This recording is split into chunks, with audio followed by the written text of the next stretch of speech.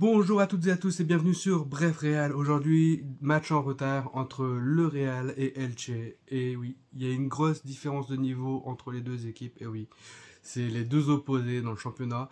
Ça a commencé à la 8e minute par un but de Asensio.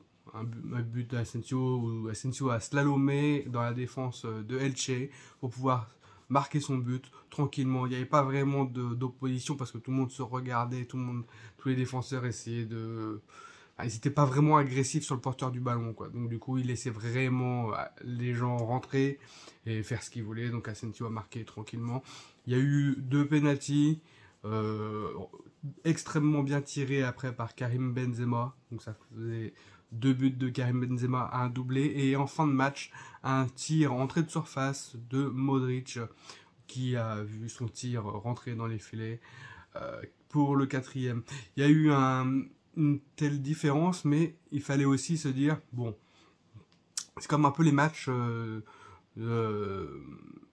qu'on a eu précédemment pour la Coupe du Monde. En gros, on a eu un Real Madrid qui a eu une opposition différente, pas Champions League, mais il faut quand même les faire. C'est quand même vraiment prendre au sérieux ces matchs-là, pour prendre du rythme, que tous les joueurs prennent du rythme et surtout ne pas se blesser.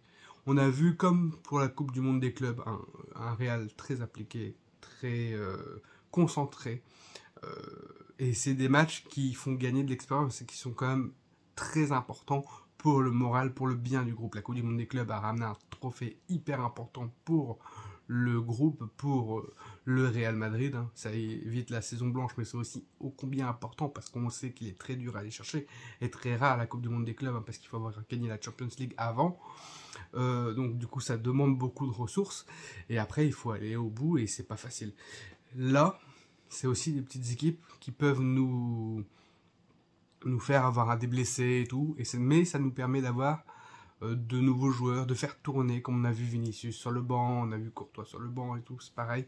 Modric est rentré après en cours de match, Benzema est sorti, on a vu Arribas, on a vu Ceballos et tout, mais on a vu vraiment des équipes qui se faisaient plaisir, on a vu Tchouaméni qui revenait, ils reprennent du rythme, tous les joueurs combinent ensemble avec Asensio et tout, et ça fait du bien. On a vu une équipe du Real très concentrée, qui était vraiment là, qui n'a pas joué son match par-dessus la jambe, mais qui a réussi à sortir un match sérieux. Un match, oui, où il y a eu une différence au score. Ça aurait pu être plus lourd. On n'a pas senti vraiment de danger face à nous, tant les adversaires n'arrivaient vraiment pas à maîtriser leur offensive. C'était pas vraiment dangereux. Mais après, c'est vrai que face à un Liverpool, laisser des boulevards comme ça ou se faire prendre en compte, ça peut faire mouche. Donc il faudra rectifier la mire. Mais c'est important de faire revenir tout le monde dans le rythme, de faire revenir tout le monde en même temps, de faire tourner et de faire prendre du temps de jeu à tout le monde. C'est hyper important. Là, on voit bien, l'équipe vit bien, l'équipe se sent bien. Il n'y a pas eu de blessés. On a eu un score pour la confiance. Il n'y a rien à dire de plus. Vraiment un match sympathique et vraiment très cool. Voilà, on a vu un match où le Real était très concentré. Voilà, tout ce que je peux dire de ce match-là. Il n'y a pas vraiment grand-chose à dire de ce match-là, si ce n'est qu'il n'y a pas eu de blessés. Et c'est vraiment très très très important pour la suite.